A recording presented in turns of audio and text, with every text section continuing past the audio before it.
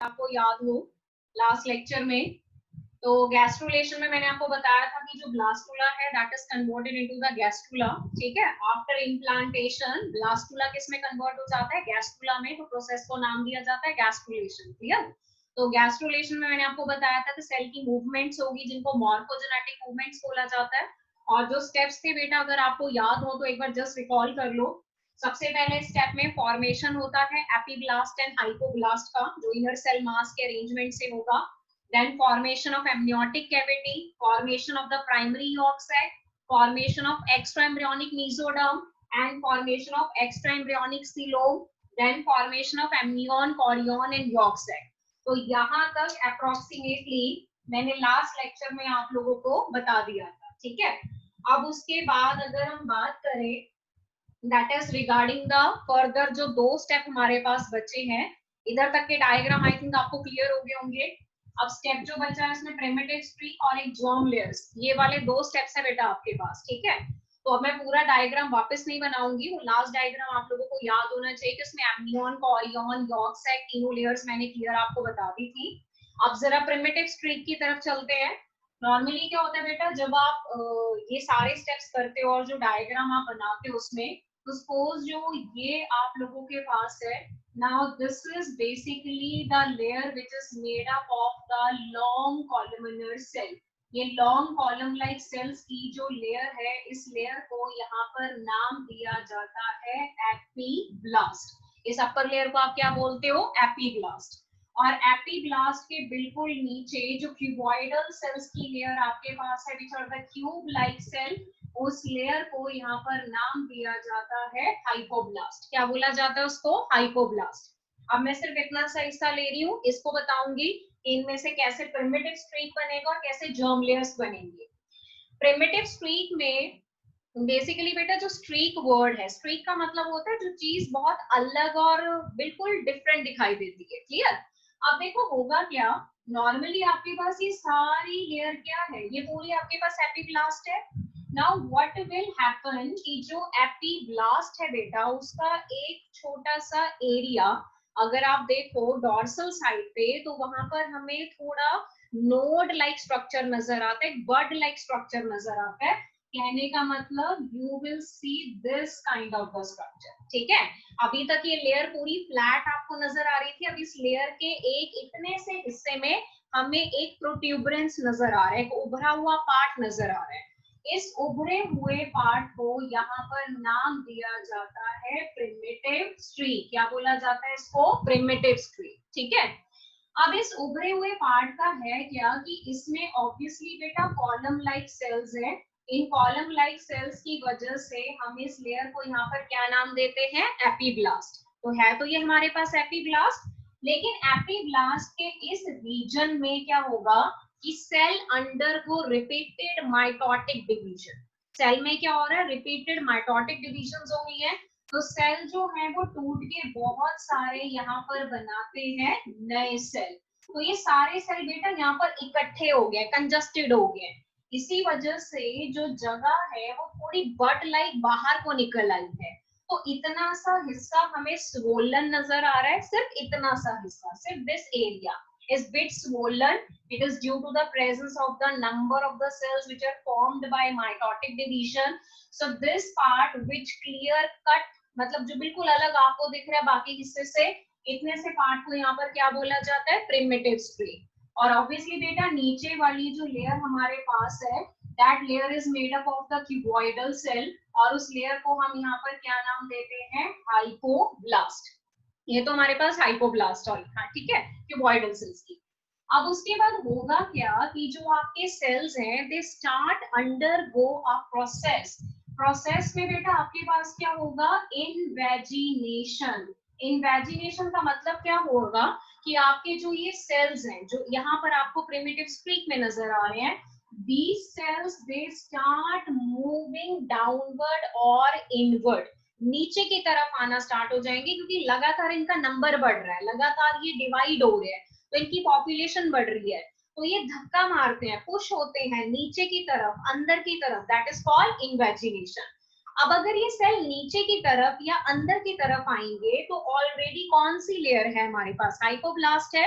तो हाइपोब्लास्ट नीचे की तरफ पुश होगी, क्यों? क्योंकि ऊपर बहुत सारे सेल भर गए हैं वहां पर, तो ये सारे सेल्स मिलके हाइपोब्लास्ट को नीचे पुश करेंगे और खुद उसकी जगह पे आ जाएंगे। नाउ व्हाट विल हैपन, जैसे ही क्या होगा कि ये सेल बेटा नीचे को आएंगे, तो जो ये वाला हिस्सा उभरा हुआ है ये थोड़ा फ्लैट हो जाएगा आपके पास, ठीक है। सो व्हाट विल हैपन, आपके पास बन गया कुछ इस तरीके का अरेंजमेंट। ये आपके हैं बेटा कॉलम लाइक सेल्स। अब आप देखो इसका पूरा हिस्सा पूरा फ्लैट हो गया, क्यों? क्योंकि उस जगह पे जितने सेल्स थे वो नीचे पुश हो गए हैं, तो वो जगह दब गई, सो इट बिकम फ्लैट, ठीक है। और जो नए सेल्स की लेयर थी वो सारे सेल्स हमारे आके बीच में हो गए यहाँ पर इकट्ठा। जितने वो नए सेल बने थे उन्होंने अपनी एक अंदर लेयर बना दी, और उसके नीचे वाली जो लेयर थी बेटा, that layer was made up of the cuboidal cell। वो लेयर कौन से सेल्स की बनी है हमारे पास? cuboidal सेल्स की। तो अब कितनी लेयर्स आपको नजर आ रही हैं? Total 3 layers. ऊपर वाली लेयर का यहाँ पर क्या नाम है? एपीब्लास्ट, ठीक है। नीचे वाली हमारे पास कौन सी है? हाइपोब्लास्ट। और ये हमारे पास बन गई नई layer which is the middle layer. Clear? Middle layer किससे बनी? एपीब्लास्ट से बनी। अब आगे जाके क्या होगा कि जो एपीब्लास्ट है वो आउटर मोस्ट लेयर बनाती है which is known as ectoderm. Middle वाली जो है बेटा वो आगे जाके बनाती है middle layer which is known as the mesoderm. और जो लोअर मोस्ट लेयर है दैट इज द हाइपोब्लास्ट, वो आगे जाके कौन सी लेयर बनाती है? एंडोडर्म। तो अल्टीमेटली आपके पास 3 जर्म लेयर्स बन गई। एपीब्लास्ट ने एक्टोडर्म बना दी बाहर की तरफ, मिडल वालों ने मेसोडर्म बना दिया बीच में, हाइपोब्लास्ट ने सबसे लोएस्ट लेयर बना दी दैट इज एंडोडर्म। इन तीनों में जो सबसे पहले फॉर्म होगी that is the endoderm germ layer. सबसे पहले ये बनती है आपके पास, ठीक है। उसके बाद बाहर वाली बनती है, सबसे पहले अंदर वाली बनेगी। तो फर्स्ट ऑफ ऑल बेटा प्रिमिटिव स्ट्रीक है क्या? It is basically a bud-like structure which is bit swollen, जो हमें देखने को मिलता है एपीब्लास्ट में due to the repeated mitotic division of the cell। तो उससे क्या होता है? क्लस्टर ऑफ सेल इकट्ठा हो जाते हैं, तो उस उभरे हुए एरिया को प्रिमिटिव स्ट्रीक बोला जाता है। फिर होता है इन्वेजिनेशन, उस स्ट्रीक में से सेल निकल के नीचे और अंदर की तरफ जाते हैं, तो हाइपोब्लास्ट को धक्का मारते हैं, हाइपो और नीचे चली जाती है, तो वो सेल बीच में इकट्ठा हो जाते हैं, एक लेयर बना देते हैं, that is the middle layer. तो हाइपो चलेगी थोड़ा और नीचे, तो आगे जाके हाइपो किसमें डिफरेंशिएट हुई? एंडोडर्म में। Middle layer differentiate into mesoderm. Epiblast किसमें डिफरेंशिएट हो जाती है? एक्टोडर्म में। तो जिस टाइम पे प्रिमिटिव स्ट्रीक बन गया, ये प्रिमिटिव स्ट्रीक बेसिकली क्या डिसाइड करेगा? It will decide the polarity of embryo। क्या डिसाइड कर देता है? polarity of embryo, कि एम्ब्रियो का कौन सा हिस्सा राइट साइड, कौन सा लेफ्ट साइड, कौन सा इंटीरियर, कौन सा पोस्टीरियर बनेगा। This will be decided by the primitive streak. Clear? तो यहाँ पर प्रिमिटिव स्ट्रीक का फॉर्मेशन भी डन और इवन आपके पास जर्म लेयर्स भी डन। तो टोटल कितनी जर्म लेयर्स बन गई है बेटा? 3। कौन कौन सी? Ectoderm, mesoderm, endoderm. तो ये पूरा प्रोसेस था आपके पास गैस्ट्रुलेशन का। फटाफट से इसका स्क्रीनशॉट ले लो बेटा।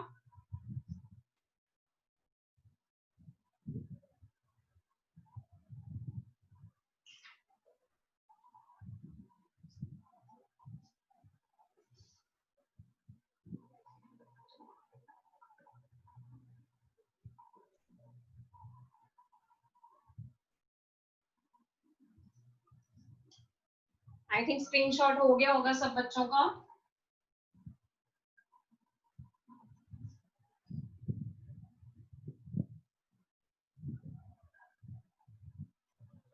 तो यहाँ पर बेटा 2 चीजें जरा ध्यान से देख लो आप लोग। अभी जब हमने गैस्ट्रुलेशन करा था तो गैस्ट्रुलेशन में हमारे पास क्या बन गया? गैस्ट्रुला बन गया, ठीक है। एक तो चीज ये है, प्लस हमारे पास 3 जर्म लेयर्स हैं, क्लियर, और प्लस हमारे पास 4 मेम्ब्रेन है which are called extra embryonic membrane. तो ये बनता है गैस्ट्रुलेशन में। क्या क्या बनता है? Gastrula, 3 germ layer, 4 extra embryonic membrane. Clear हो गया? अब ये डायग्राम देखो जरा। This is basically the general presentation. General presentation है इसमें बेटा इस डायग्राम को अगर आप ध्यान से देखो तो ये बेसिकली मैं डायग्राम बना रही हूँ गैस्ट्रुला का, just to presentation.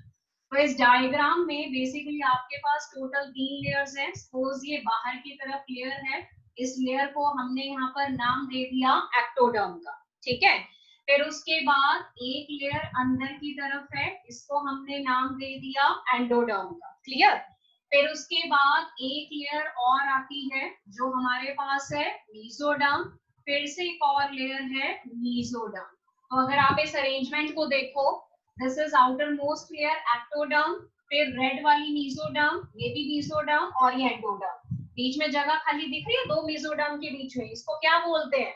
This is called सिलोब, ठीक है। अब ये सेंटर में क्या है आपके पास? दिस इज व्हाट, ये क्या है गैस्ट्रुला में? इसको बेसिकली यहाँ पर बोला जाता है कैविटी। कैविटी का नाम क्या है? Archenteron. What is the name of the cavity? Archenteron. तो जैसे ब्लास्टुला हॉलो था क्योंकि उसके अंदर कैविटी थी, ब्लास्टोसियोल, सेम वे में गैस्ट्रुला भी हॉलो है क्योंकि गैस्ट्रुला में क्या प्रेजेंट है? Cavity. And what is the name of the cavity? It is archenteron, clear. और ये ओपनिंग आपको नजर आ रही है नीचे की तरफ बेटा, इस ओपनिंग को यहाँ पर नाम दिया जाता है ब्लास्टोपोर। क्या बोला जाता है ओपनिंग को? ब्लास्टोपोर। अब ये ब्लास्टोपोर हो सकता है आगे जाके माउथ का फॉर्मेशन करे, या फिर ये ब्लास्टोपोर आगे जाके एनस का फॉर्मेशन करे। तो माउथ का फॉर्मेशन किसमें होगा? माउथ का फॉर्मेशन होगा प्रोटोस्टोमिक एनिमल्स, ठीक है। ब्लास्टोपोर माउथ बनाएगी, लेकिन कौन से एनिमल्स में? जो प्रोटोस्टोमिक है। प्रोटोस्टोमिक में कौन कौन आता है बेटा? एनिमल किंगडम में अगर आपको याद हो तो प्रोटोस्टोमिक में आपके पास आते हैं एनालिड्स, ठीक है, आपके पास आते हैं आर्थ्रोपोडा, और आपके पास आते हैं मोलस्का। ये है आपके पास, ये प्रोटोस्टोमिक है, जिनमें ब्लास्टोपोर किसमें कन्वर्ट होता है? माउथ में। तो उनमें माउथ पहले बनता है। यहाँ पर ब्लास्टोपोर किसमें कन्वर्ट हो गया? एनस में। लेकिन ये किसके केस में होगा? It will be in the deuterostomic animals. कौन से एनिमल्स हैं आपके पास? Deuterostomic animals. बेस्ट एग्जांपल देना है तो you can write down the example of the chordates. Chordates में आप लोग आते हो ना, तो ये basically a just rough presentation of a gastrula which is having proper 3 germ layers, a cavity that is called archenteron, which is having an opening called blastopore. Blastopore can form the mouth, but in case of protostomic animals, blastopore can form the anus opening, but in case of deuterostomic animal. तो यानी कि human के case में जो blastopore होगा वो क्या बनाएगा? It will form the anal opening, ठीक है। एक तो ये चीज बेटा आपने ध्यान में रखनी है। दूसरा, 3 जर्म लेयर्स क्लियर हो गया। अब बात करते हैं इसकी, ये क्या है? 4 एक्स्ट्रा एम्ब्रियोनिक मेम्ब्रेन, ठीक है। अब 4 एक्स्ट्रा एम्ब्रियोनिक मेम्ब्रेन्स में अगर हम सबसे पहले यहाँ पर बात करें बेटा, वेरी फर्स्ट मेम्ब्रेन जो हमारे पास आती है, that membrane is known as amnion. Sorry, सबसे पहले बाहर वाली लेयर उठा लेते हैं। बाहर वाली लेयर का यहाँ पर नाम क्या है? Chorion. The outer most layer is known as what? Chorion, ठीक है। तो कॉरियन हमारे पास है outer most layer. Outer most layer याद है? आउटर मोस्ट सबसे बाहर वाली कॉरियन, क्लियर। अब अगर देखें तो ये क्या करती है बेटा? तो सबसे पहले it provide protection to the embryo. एक तो देखो ये एम्ब्रियो को प्रोटेक्शन प्रोवाइड करेगा क्योंकि सबसे बाहर वाली लेयर है, क्लियर।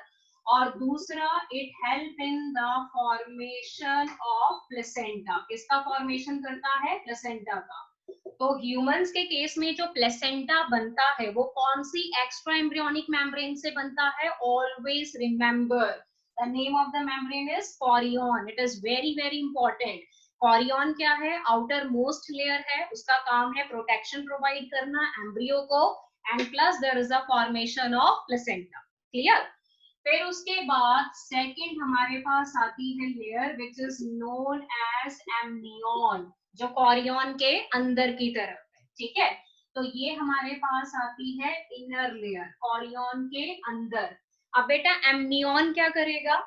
एमनियन में बेसिकली होती है कैविटी, उस कैविटी को यहाँ पर नाम दिया जाता है एमनियोटिक कैविटी। कौन सी कैविटी है इसके अंदर? Amniotic cavity. और इस एमनियोटिक कैविटी में कौन सा लिक्विड प्रेजेंट होगा? एमनियोटिक फ्लूइड प्रेजेंट होगा। विच liquid is present? Amniotic fluid. Now this is again very very important. क्या फंक्शन करेगा एमनियोटिक फ्लूइड? एमनियोटिक फ्लूइड काम करता है शॉक एब्जॉर्बर। ठीक है, शॉक एब्जॉर्बर का मतलब किसी भी तरह के शॉक को एब्जॉर्ब कर लेता है ताकि वो एम्ब्रियो या फीटस को कोई भी डैमेज ना पहुंचाए, तो बच्चा प्रोटेक्टेड रहता है। इसके अलावा it actually provides what? It actually prevent the damage, और you can say it provide protection. Basically किस काम के लिए होगा ये? प्रोटेक्शन प्रोवाइड करने के लिए टू द एम्ब्रियो। तो डेवलपिंग एम्ब्रियो को प्रोटेक्शन प्रोवाइड करता है, और शॉक एब्जॉर्बर का काम करता है कौन? Amniotic fluid. फ्लूइड कहाँ प्रेजेंट होता है? एमनियोटिक कैविटी में, और ये कैविटी किससे कवर्ड होती है? एमनियन लेयर से। देन उसके बाद जो थर्ड लेयर हम लोगों ने पढ़ी थी बेटा, दैट वाज यॉर्क सैक। अगर आपको याद हो तो यॉर्क सैक हमारे पास दो थे, एक प्राइमरी था, फिर उसके बाद सेकेंडरी बना। Secondary was very much reduced in size, और जैसे जैसे गैस्ट्रुलेशन आगे बढ़ेगा सेकेंडरी बिल्कुल ही खत्म हो जाएगा। तो यॉर्क सैक जो है वो बेसिकली मेन काम क्या करता है? It help in the blood cell formation up to the 6th week of pregnancy. Clear? 6th week of pregnancy तक जो ब्लड सेल फॉर्मेशन का काम है बेटा, वो काम किसने करना है? यॉर्क सैक ने।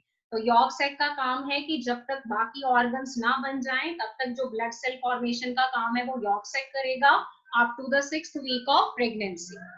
उसके बाद जो लास्ट हमारे पास आती है, that layer is known as the allantois. कौन सी लेयर है हमारे पास? एलेंटॉइस। ठीक है, एलेंटॉइस को बोला जाता है एक्स्ट्रा एम्ब्रियोनिक किडनी। क्या बोला जाता है एलेंटॉइस को? Extra embryonic kidney. अब एक्स्ट्रा एम्ब्रियोनिक क्यों बोलेंगे? क्योंकि एम्ब्रियो के बाहर प्रेजेंट है। किडनी क्यों बोलेंगे? क्योंकि काम किडनी वाला करेगी। दैट इज क्या करेगा? Store the waste material of embryo. किसका वेस्ट मटेरियल स्टोर करता है? एम्ब्रियो का या फिर फीटस का। तो ये बेसिकली बेटा आपके पास टोटल 4 लेयर्स हैं, 4 एक्स्ट्रा एम्ब्रियोनिक मेम्ब्रेन्स हैं। फर्स्ट कॉरियन है जो आउटर मोस्ट है, जिसका काम है एम्ब्रियो को प्रोटेक्शन प्रोवाइड करो। दूसरा प्लेसेंटा फॉर्मेशन। दूसरी लेयर आती है एमनियन जो अंदर की तरफ है, जिसमें एमनियोटिक कैविटी है, जिसका काम है कि उसमें एमनियोटिक फ्लूइड होगा। वो फ्लूइड शॉक एब्जॉर्बर का काम करता है, एक तरीके से एम्ब्रियो को नरिशमेंट भी प्रोवाइड करता है, and it also provide the protection. Yolk sac जो अनदर लेयर हमने देखी थी, उसका मेन काम होता है ब्लड सेल का formation up to 6th week of pregnancy. उसके बाद यॉर्क सैक खत्म हो जाता है और लिवर और स्प्लीन बन जाते हैं। फिर ब्लड सेल का काम लिवर और स्प्लीन करते हैं। लास्ट में है एलेंटॉइस, एक्स्ट्रा एम्ब्रियोनिक किडनी, जिसका मेन काम होता है वेस्ट मटेरियल को स्टोर करना। तो ये आप लोगों के पास है 4 extra embryonic membrane, and this is basically the arrangement, जिसमें आउटर लेयर का नाम क्या है? एक्टोडर्म। बीच वाली का नाम क्या है? मेसोडर्म। और सबसे अंदर वाली का नाम आपके पास क्या होगा? एंडोडर्म। क्लियर बेटा? स्क्रीनशॉट ले लो जरा इसका।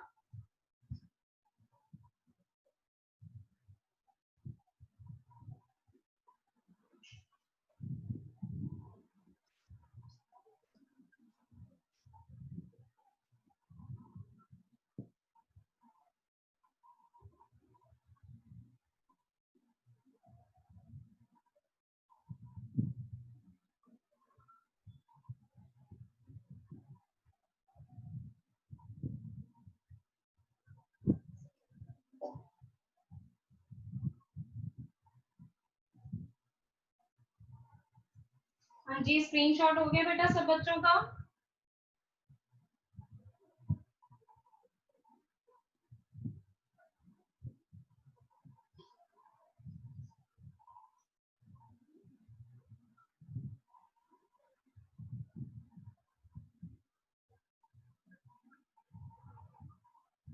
अभी मैं डायग्रामेटिक प्रेजेंटेशन आप लोगों को दे देती हूँ। सपोज ये बेसिकली हमारे पास है layers which are commonly known as the extra embryonic membrane. Clear? तो ये मैं बना रही हूँ बेटा, इनको जरा ध्यान से देखते जाओ। अभी ये जो लेयर्स आप लोगों के पास बनी है that is showing the arrangement. तो यहाँ पर हम बेसिकली अरेंजमेंट पढ़ेंगे किसका? एक्स्ट्रा एम्ब्रियोनिक मेम्ब्रेन्स का। तो ये एक्स्ट्रा एम्ब्रियोनिक मेम्ब्रेन्स में सबसे पहले बाहर की तरफ आउटर मोस्ट लेयर, ऑब्वियसली इसका नाम क्या है? Chorion. Outer most layer is known as what? Chorion. ठीक है। फिर उसके बाद हमारे पास आती है एक लेयर अंदर की तरफ। अब जो अंदर की तरफ है उसका लेयर क्या होगा? उसका नाम एमनियन। तो एक बन गया कॉरियन, एक हमारे पास है एमनियन। ठीक है। फिर उसके बाद यहाँ पर हमारे पास प्रेजेंट है this structure. Now this is basically the developing embryo. तो सपोज बेटा ये हमारे पास आ जाता है यहाँ पर डेवलपिंग एम्ब्रियो। ठीक है। अब उसके बाद अगर हम बात करें, थोड़ा सा नीचे की तरफ आ जाते हैं, अनदर लेयर इज देयर, जो कुछ इस तरीके से हमें नजर आती है। So this is the another layer which is present. अगर आप इस स्ट्रक्चर को ध्यान से देखो, ठीक है, तो ये हमारे पास यहाँ पर जो बना है, this is the another layer. So when you look at the diagram बेटा, तो यहाँ पर ना टोटल 4 चीजें डायग्राम में देखो आपको क्लियर कट आ रही है। एक तो ये वाली जो बाहर की तरफ है, 2 लेयर्स को मिला के बनती है। मैंने लास्ट टाइम डायग्राम में भी बताया था ना आपको कि बाहर जो कॉरियन है उसमें एक आउटर लेयर है ट्रोफोब्लास्ट और एक इनर लेयर है मीसोडर्म। अगर आपको याद हो पिछला डायग्राम, अगर आपने गैस्ट्रुलेशन के डायग्राम अच्छे से बना के देखे हैं, तो ये सबसे आउटर मोस्ट लेयर है, this is known as chorion. फिर उसके बाद ये लेयर आती है, this is inner layer which is known as amnion. Okay, outer chorion, inner amnion, बीच में ये हमारे पास कौन सी कैविटी है? Amniotic cavity. इसमें कौन सा लिक्विड प्रेजेंट होगा? एमनियोटिक फ्लूइड प्रेजेंट होगा। क्लियर? तो एक आउटर मोस्ट लेयर कॉरियन, उसके अंदर एमनियन, फिर amniotic cavity which contain amniotic fluid. ये जो है this is the developing embryo. Clear? फिर उसके बाद अगर आप थोड़ा सा और बेटा नीचे की तरफ जाओ तो 2 सैक देखो आपको नजर आ रहे हैं। ये वाला, this is the sac, this sac is known as allantois. ये बेसिकली कौन सी मेम्ब्रेन है आपके पास? एलेंटॉइस। और इसको क्या बोलते हैं? This is yolk sac. वो 2 आपके पास है। ठीक है, दोनों में अंदर एंडोडर्म है, बाहर की तरफ क्या है? मीसोडर्म। अब उसके बाद यहाँ आ जाओ आप लोग, दिस लेयर जो सबसे बाहर की तरफ है, it will come and it will give these finger like projection. So when you look at this diagram बेटा, ये बेसिकली आपको क्या नजर आ रही है? ये देखो, ये जो फिंगर लाइक प्रोजेक्शंस हमने बनाए हैं, इनको बेसिकली नाम दिया जाता है कॉरियोनिक विलाई। क्या बोला जाता है इनको? Chorionic villi. ठीक है, तो ये देखो, ये पूरा डायग्राम प्रेजेंटेशन। अब इसमें आउटर मोस्ट लेयर, इसको हमने नाम दे दिया chorion. This is first extra embryonic membrane, second extra embryonic membrane amnion, third आपके पास यॉर्क सैक, फोर्थ एलेंटॉइस। चारों मेम्ब्रेन को देखो, चारों मेम्ब्रेन एम्ब्रियो के बाहर है ना, यानी कि चारों मेम्ब्रेन के अंदर एम्ब्रियो है। All the 4 membrane covering the embryo. Embryo तो ये रहा बीच में, इसलिए इनको एक्स्ट्रा एम्ब्रियोनिक बोला जाता है, क्योंकि एम्ब्रियो के बाहर है, उसको सराउंड करती है। और सबसे आउटर मोस्ट लेयर कौन सी है? कॉरियन। कॉरियन में देखो क्या बना है? Finger like projection. इन फिंगर लाइक प्रोजेक्शंस को क्या बोलते हैं? Chorionic villi. और यही कॉरियोनिक विलाए आगे जाके किसका फॉर्मेशन करेंगे बेटा? प्लेसेंटा। किसका फॉर्मेशन करेंगे? प्लेसेंटा। इसीलिए ह्यूमंस में जो प्लेसेंटा बनता है उसको क्या बोला जाता है? Chorionic placenta. क्योंकि कौन सी लेयर बनाती है? Outer most layer. क्या नाम है उसका? कॉरियन। ठीक है, so this is the diagram for the foetal membrane. तो ये डायग्राम आपके पास है फीटल मेम्ब्रेन यानी कि एक्स्ट्रा एम्ब्रियोनिक मेम्ब्रेन। कौन कौन सी? Chorion, amnion, yolk sac, allantois. Clear? Screenshot ले लो जरा इसका। जितने भी डायग्राम इसमें बनेंगे सारी प्रैक्टिस करनी है आपने सभी डायग्राम्स की, बहुत इंपॉर्टेंट है ये।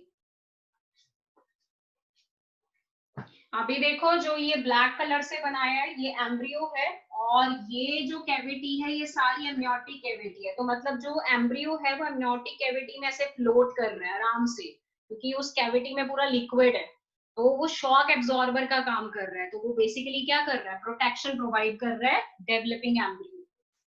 ठीक है, तो ये बेटा आप लोगों ने करना था regarding the extra embryonic membranes. I think screenshot हो गया होगा सब बच्चों का।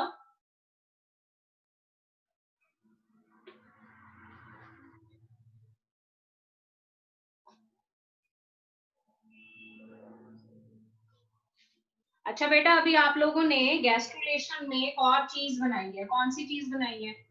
Germ layers. ये बनाई है ना आपने गैस्ट्रुलेशन में, जर्म लेयर्स। कितनी जर्म लेयर्स बनाई है आपने? टोटल 3 बनाई है। कौन कौन सी है? एक आपने बनाई एक्टोडर्म, क्लियर। उसके बाद एक हमने बनाई मेसोडर्म, क्लियर। और एक हमने यहाँ पर बनाई एंडोडर्म। टोटल 3 लेयर्स हैं आपके पास। एक्टोडर्म सबसे outer most, mesoderm middle, endoderm inner. अभी ये वाली लेयर्स, जितनी भी लेयर्स हैं, तीनों जर्म लेयर्स, ये आगे जाके क्या बनाती है? टिश्यू। टिश्यू आगे जाके क्या बनाते हैं? ऑर्गन्स। ऑर्गन्स आगे जाके क्या बनाते हैं? सिस्टम। और सिस्टम से क्या बनता है? Whole new organism. यानी कि जो जर्म लेयर्स हैं जब वो बन जाएंगी बेटा, तो उसके बाद टिश्यू फॉर्मेशन होगा, टिश्यू से ऑर्गन्स बनेंगे, ऑर्गन्स आपस में जुड़ के सिस्टम बनाएंगे। तो कहने का मतलब एम्ब्रियो किस में कन्वर्ट हो जाएगा? फीटस में। फीटस यानी कि बेबी। तब आप ये देखो कि कौन सी जर्म लेयर क्या क्या बनाती है फीटस के केस में। तो सबसे पहले एक्टोडर्म की बात कर लेते हैं। एक्टोडर्म ने आउटर मोस्ट लेयर बनानी है, एपिडर्मिस।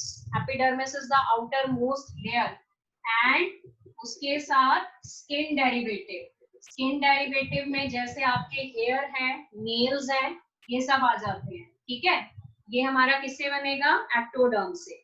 फिर उसके बाद हमारा नेक्स्ट कौन सा सिस्टम बनेगा? Nervous system.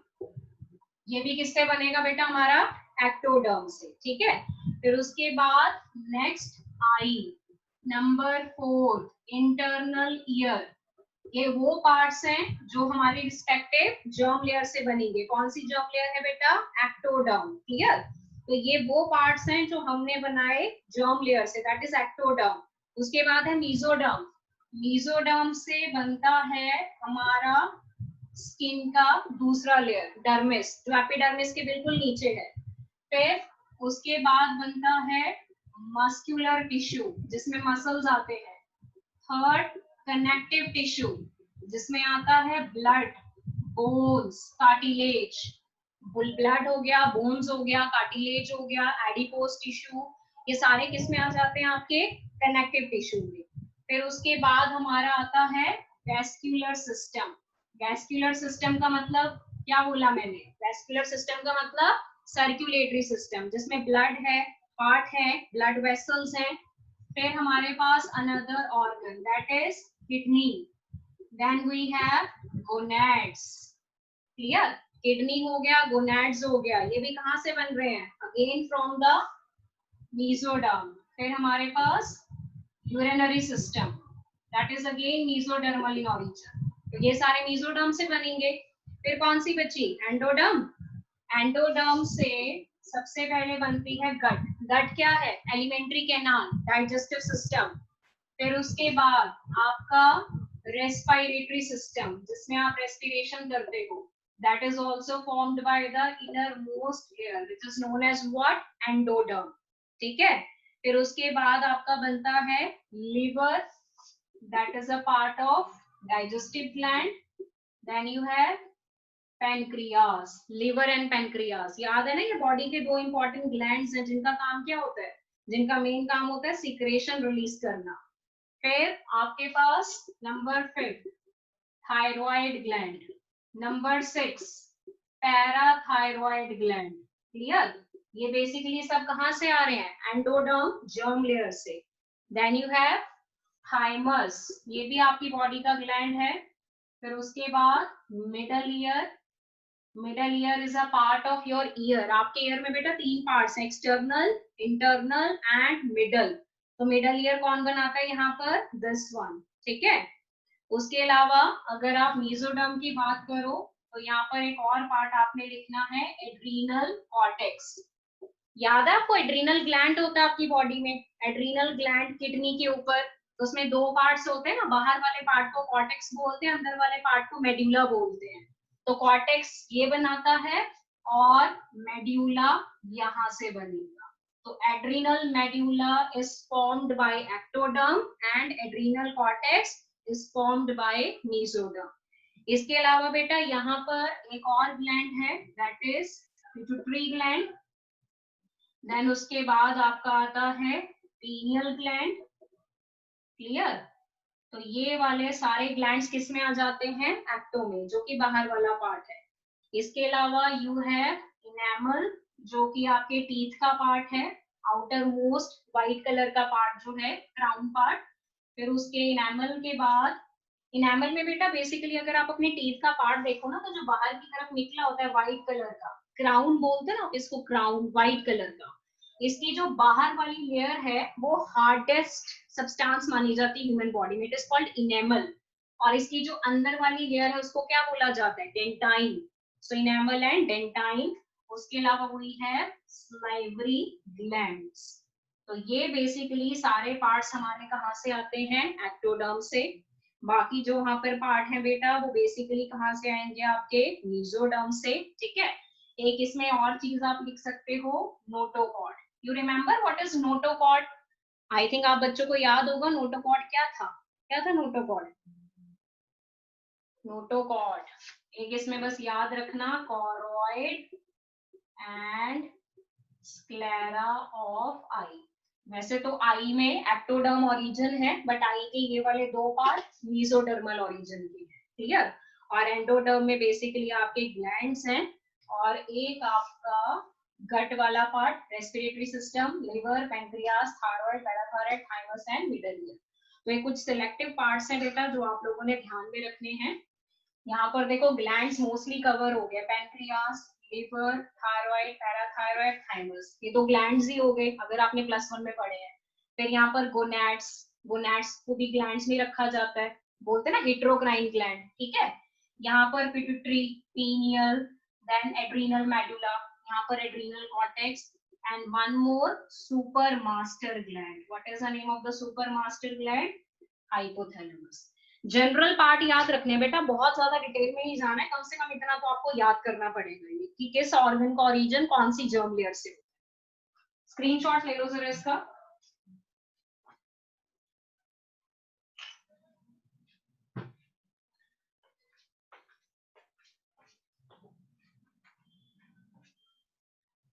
हाँ जी बेटा, स्क्रीनशॉट हो गया? थम्स अप डाल दो अगर हो गया तो।